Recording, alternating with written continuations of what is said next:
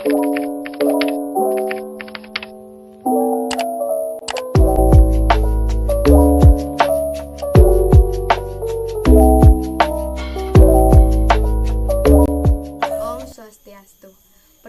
nama saya Nikade Adelia Putri Prameswari. Saya dari kelas 9, siswa SMP Negeri 3 Sidemen.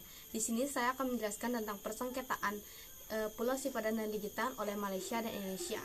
Yang pertama, mari kita bahas latar belakangnya terlebih dahulu. Ligitan memiliki luas 18.000 meter yang terdiri atas semak belukar dan pohon. Sedangkan Sipadan itu memiliki luas 50.000 meter yang merupakan puncak Gunung Merapi dengan ketinggian 700 meter. Hingga tahun 1980-an, kedua pulau ini kosong. Lalu, bagaimanakah awal mula persengketaan ini dimulai? Kita lanjut ke segmen berikutnya.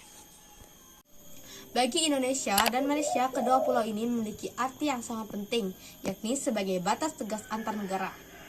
Sebenarnya, persengketaan tentang Pulau Sipadan dan Ligitan sudah terjadi sejak masa pemerintahan kolonial Belanda dan Inggris. Bahkan Pulau Sipadan pernah dimasukkan ke dalam perdagangan penyu oleh Inggris pada tahun 1917.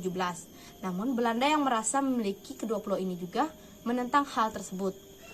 Hingga persengketaan Indonesia dan Malaysia mencuat pada tahun 1967 pada pertemuan teknis hukum laut, di mana masing-masing negara ternyata memasukkan kedua pulau tersebut ke dalam batas wilayahnya. Akhirnya, Indonesia dan Malaysia sepakat untuk menyatakan Pulau Sipadan dan Pulau Ligitan dalam status quo.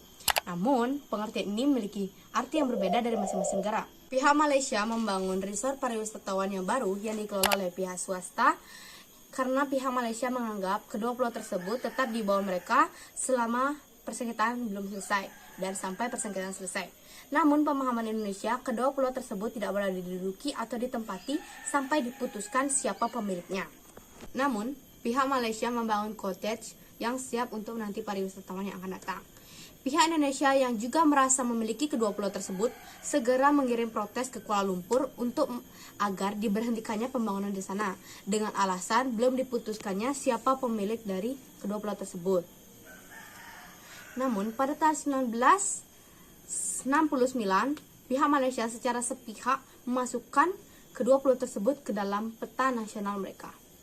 Pada tahun 1976 Traktat Persahabatan Kerjasama di Asia Tenggara memutuskan untuk membangun Dewan Tinggi ASEAN untuk menyelesaikan perselisihan kedua negara ini. Namun, pihak Malaysia menolak dengan beralasan karena bersangkutan sengketa dengan negara ASEAN lainnya. Pada tahun 1991, pihak Malaysia melakukan pengusiran kepada semua warga Indonesia serta meminta pihak Indonesia untuk mencabut klaim atas kedua pulau tersebut. Sikap pihak Indonesia yang ingin membawa masalah ini melalui Dewan Tinggi ASEAN dan selalu menolak membawa masalah ini ke ICJ kemudian melunak. Pada tahun 1998, masalah sengketa Sipadan dan Ligitan dibawa ke ICJ.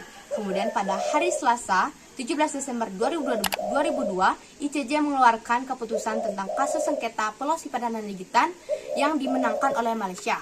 Hasilnya berdasarkan voting di lembaga itu, Malaysia dimenangkan oleh 16 hakim, sementara Indonesia dipihak oleh 1 hakim saja.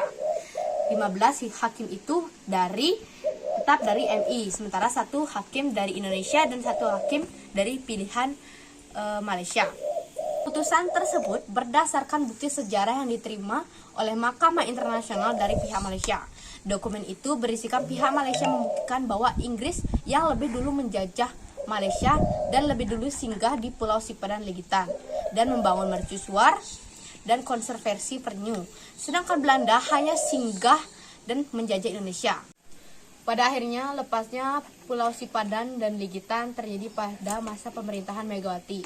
Kekalahan Indonesia ini membawa pelajaran yang baik untuk Indonesia, di mana pihak Indonesia diminta untuk lebih memperhatikan pulau-pulau yang kecil maupun besar, terutama yang berada di batas-batas wilayah dengan negara lain agar tidak terjadi hal seperti ini lagi. Sekian penjelasan dari saya. Bila ada kekurangan, mohon maaf, dan bila ada tambahan silahkan diisi di kolom komentar. Terima kasih.